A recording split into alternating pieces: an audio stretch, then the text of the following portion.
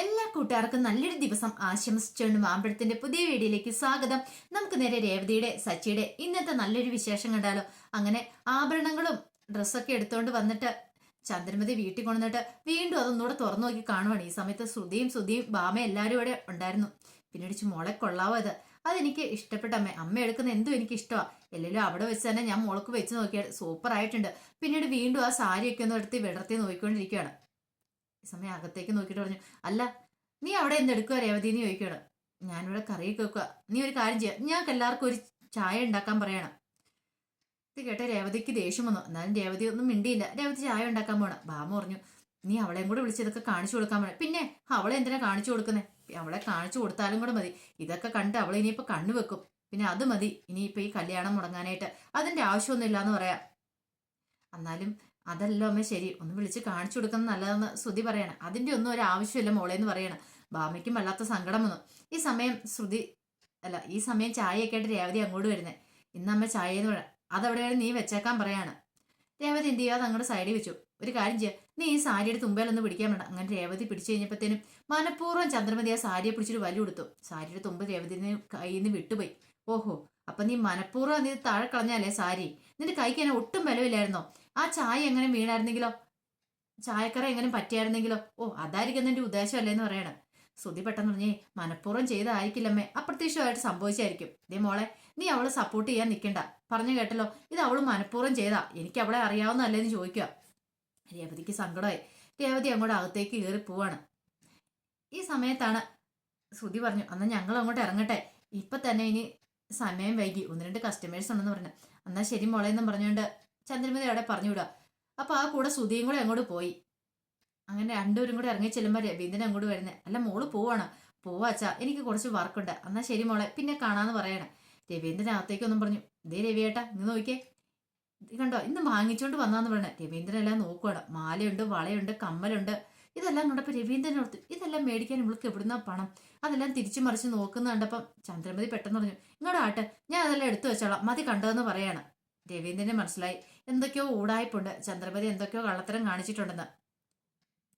ഈ സമയത്ത് രവതി അല്ല അച്ഛാ, അച്ഛന് ചായ വേണ്ടേന്ന് ചോദിക്കുകയാണ്. എനിക്കിപ്പോ വേണ്ട മോളെന്ന് പറഞ്ഞു. ഇങ്ങോട്ടമ്മ ഞാൻ എടുത്തു വെക്കാന്ന് പറഞ്ഞു. വേണ്ട വേണ്ട, നീ എടുത്തു വെക്കും വേണ്ട, നീ ഇത്ത തൊടുവ് പോലും വേണ്ടെന്ന് പറയാണ്. രവീന്ദ്രന് ഭയങ്കര സങ്കടമായിപ്പോ അത് കേട്ടപ്പോ. രേവതി ഒന്നും മിണ്ടിയില്ല. അപ്പാണ് സച്ചിയുടെ വരവ്. സച്ചി കണ്ടിതില്ല. ഇതെന്താ അച്ഛാ, അമ്മയുടെ വല്ല ഫാഷൻ ഷോ നടക്കുന്നുണ്ടോ ഇവിടെ? അതെന്താ മോനെ? അല്ല ഈ സാരിയല്ലേ ഇങ്ങനെ വെച്ചേക്കുന്നേ? അത് ശ്രുതിക്ക് വേണ്ടി വാങ്ങിയതാന്ന് പറയണേ. എന്താ ശ്രുതി കല്യാണത്തിന് സാരിയാണ് ഉടുക്കണേ? എടാ അതല്ല, അവന്റെ ഭാര്യയ്ക്ക് വേണ്ടി വാങ്ങിയതോ? ഓ അങ്ങനെ. അല്ല ഇതിനകത്ത് രേവതിക്കുള്ള സാരി ഏതാന്ന് ചോദിക്കുക.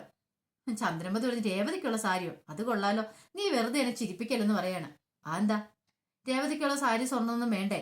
ഒരാൾക്ക് മാത്രം എടുത്തു കൊടുത്താൽ മതിയെന്ന് ചോദിക്കും. ഇത് ഭയങ്കര കോമഡി ആയിപ്പോലെ സച്ചി എന്ന് പറയാണ്. പെട്ടെന്ന് രവീന്ദ്രൻ പറഞ്ഞു, നീ ഒരു കാര്യം ചെയ്യാം, നീ അകത്ത് പോയി ഫുഡ് കഴിക്കാൻ വേണം. അതെന്താ വെച്ചാ എന്നെ പറഞ്ഞു വിടാൻ ധൃതി? ഒരു കാര്യം ഞാൻ പറഞ്ഞേക്കാം, ഇവിടെ ശ്രുതിക്ക് എന്തെടുത്തോ അതേപോലെ തന്നെ രേവതിക്ക് കൊടുത്തോണം. രേവതിക്ക് ഇതിനു മുമ്പ് ഇങ്ങനെയൊന്നും മേടിച്ചു കൊടുത്ത് കണ്ടല്ലോ, പറഞ്ഞു കേട്ടല്ലോ എന്നാണ്. പിന്നെ മേടിച്ചു കൊടുക്കാനായിട്ടിരിക്കുന്നു. ഈ സമയത്ത് ശ്രുതി അങ്ങോട്ട് വരുന്നേ. ശ്രുതി വന്നിട്ട് ചോദിച്ചു, അതിന്റെ ആവശ്യം എന്താ? ശ്രുതിക്ക് മേടിച്ചു നിർത്താം, അതോടൊപ്പം രേവതിക്ക് മേടിക്കണമെന്ന് ചോദിക്കണം. നീ ഒരു അക്ഷരം മിണ്ടരുത്. അച്ഛന് 50 ലക്ഷം കൊണ്ട് മുങ്ങിയതാ, എന്നിട്ട് ആ പണത്തെക്കുറിച്ച് ചോദിക്കുമ്പോൾ ഒരു മിണ്ടാട്ടോ ഇല്ല. എന്നിട്ട് നാണമില്ലാതെ വീണ്ടും അവന് വന്ന് നിൽക്കുന്നു. എന്നിട്ട് വീണ്ടും കല്യാണം കഴിക്കാൻ പോകുന്നു. രവീന്ദ്രൻ പറഞ്ഞു, അതെ സച്ചിനെ ഒരു കാര്യം ചെയ്യേ, പോയി ഫുഡ് കഴിക്കുക. മോളെ രേവതി ഫുഡ് എടുത്തു കൊടുക്കാൻ പറയാണ്. രേവതി അങ്ങനെ സച്ചിനെ വിളിച്ച് അകത്തേക്ക് പോവാം. ഈ സമയത്ത് രവീന്ദ്രനോട് ബാമ, എന്നാൽ ഞാൻ അങ്ങോട്ട് ഇറങ്ങട്ടെ രവിയേട്ടാന്ന് പറയണേ. അങ്ങനെ ബാമ അങ്ങോട്ട് ഇറങ്ങുവാണ് ചന്ദ്രമതിയുടെ ഒക്കെ യാത്ര പറഞ്ഞിട്ട്. ഈ സമയം രവീന്ദ്രൻ ചോദിച്ചു, അല്ല നിനക്ക് ഇതിനുള്ളൊക്കെ പണം എവിടുന്ന് ചോദിക്കണം. അത് പിന്നെ ഞാൻ ബാമയോട് കുറച്ച് പണം കടം വാങ്ങിച്ചു, അപ്പോൾ തിരിച്ചു കൊടുക്കണ്ടേന്ന് ചോദിക്കണം. തിരിച്ചു കൊടുക്കാലോ, എങ്ങനെ കൊടുക്കുമെന്ന് ഓർത്തായിരിക്കുന്നേ?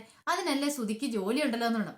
അവൻ ജോലി ചെയ്ത് ശമ്പളം തരുമല്ലോ, പിന്നെ അതോടൊപ്പം തന്നെ ബ്യൂട്ടി പാർലർ ഉണ്ടല്ലോ, ആ രണ്ടിടത്തുനിന്ന് കിട്ടുന്ന വരുമാനം കൊണ്ട് പണം അടയ്ക്കാന്ന് വേണം. ഓ അങ്ങനെ. പെട്ടെന്ന് തന്നെ സച്ചി വന്നിട്ട് പറഞ്ഞു, അങ്ങനെയാണെങ്കിലേ എത്രയും പെട്ടെന്ന് എന്റെ പണം അങ്ങ് തരാൻ നോക്ക്, അവന് ജോലി ഉണ്ടെന്നല്ലേ പറഞ്ഞേ. എടാ ഫ്രോഡെ, നിനക്ക് എത്ര രൂപ ശമ്പളം ഉണ്ടെന്ന് ചോദിക്കുക. ശ്രുതിയൊന്നും മിണ്ടിയില്ല. അതെന്താടാ നിനക്ക് നാവറങ്ങി പോയെന്ന് ചോദിക്കണം. അതെന്താ നീ അറിയുന്നേ? ഞാൻ അറിയണമല്ലോ. കിട്ടുന്ന ശമ്പളം അതേപടി തന്നെ എന്റെ കൈ കൊണ്ടേ തരണം.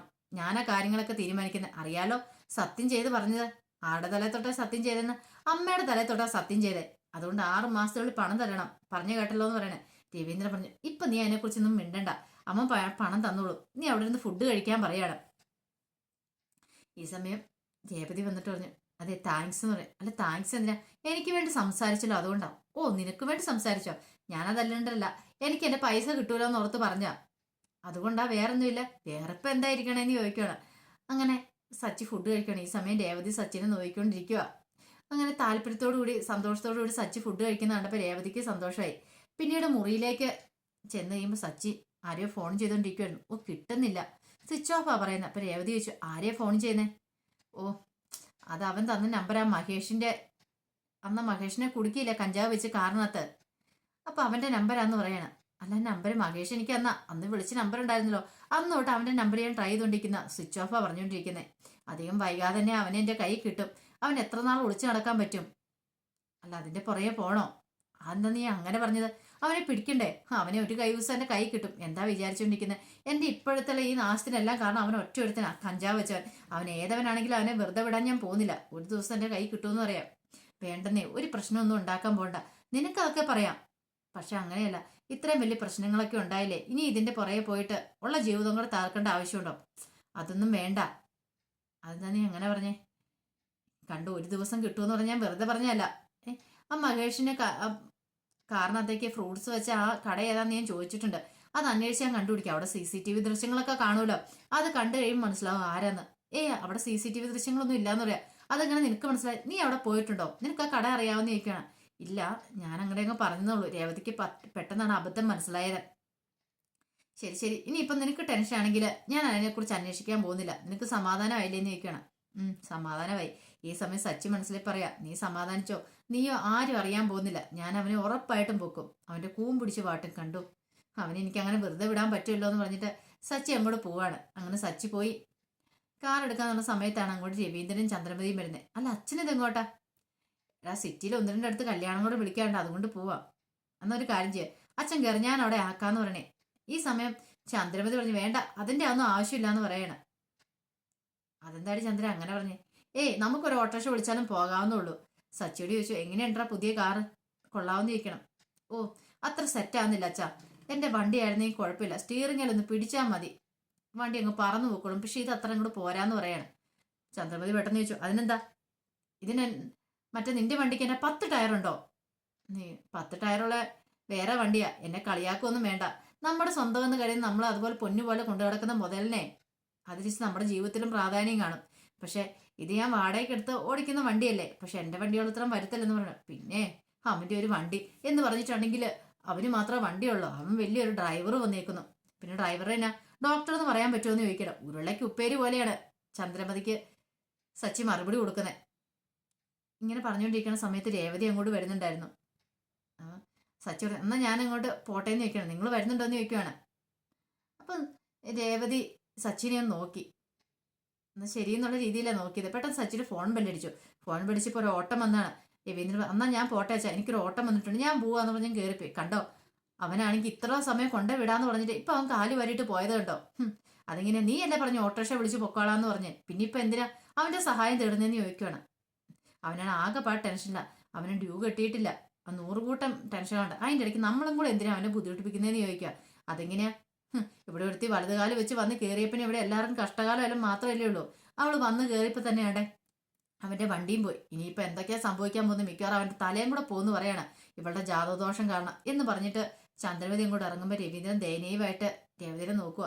രേവതിന് 2 കണ്ണും നിറഞ്ഞു. എന്ത് ചെയ്യണമെന്ന് അറിയത്തില്ലാത്തൊരവസ്ഥ. അപ്പൊ അതിന്റെ വിശേഷങ്ങളൊക്കെ ഇന്ന് കണ്ടത്. ഇതിന്റെ ബാക്കി വിശേഷങ്ങളുമായിട്ട് വൈകുന്നേരത്തെ പ്രമോയി വരാട്ടോ. ആദ്യമായിട്ട് കാണുന്നവരാണെങ്കിൽ ചാനൽ ഇഷ്ടപ്പെട്ട ഒന്ന് സബ്സ്ക്രൈബ് ചെയ്യാൻ മറക്കരുത്. അതോടൊപ്പം തന്നെ കണ്ടുകൊണ്ടിരിക്കുന്ന എല്ലാവരുടെ സപ്പോർട്ടിലായിരിക്കും തുടർന്നും പ്രതീക്ഷയുണ്ട്. എല്ലാവർക്കും ഒരിക്കൽ കൂടി നല്ലൊരു ദിവസം ആശംസിച്ചുകൊണ്ട് നിർത്തുന്നു. നന്ദി.